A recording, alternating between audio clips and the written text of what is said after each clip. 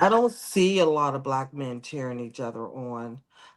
So that's the reason why we're achieving. That's the reason why, I helped my girlfriend, my best friend, go into business, you know. I help her on a lot of things. I help other people. You don't see a lot of men doing that. We network better and things like that. So we're cheering each other on, and I think that's why we're becoming more successful. But I do have to say that, hey, if you see potential in a man, it's nothing wrong with saying, hey, honey, just do this. I see this in you. That's what I had to do with mine. He worked in the union for years, and they depended on him for a whole lot of things. They always made him the foreman. I said, no, you be the boss. And it took him a minute, and he finally got it.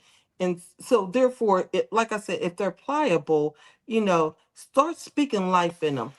Just do this. Won't you do this? Try this out. Because it's hard for a black man in America at a job. Okay. So, all men is not going to make a lot of money because the thing is, discrimination. Got to remember that. So if you find a man that has potential, support you, love you, why not just say, hey, I'm going to invest in this because I think I can see what he can become. And you know what? A good woman and that, actually can see potential in someone. Maybe Hmm. someone doesn't exactly know what to do, but she does, and she definitely can help. But then you hear the stories of then maybe the gentleman makes that and then all of a sudden he walks away. We do have a couple of really good comments I do want to bring up before we hit our next video.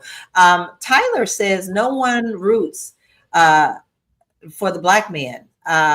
A lot of the times. And he says, I have a saying, no one helps the black man. No one out here Mm. trying to help the black man. And then he also says, that's what a woman's strength can come in, building up, speak life in him. The world is kicking him already. Mhm. Wow. Nancy White's got something great to say. She said, whether one makes 20 million or 20 billion, does it really matter?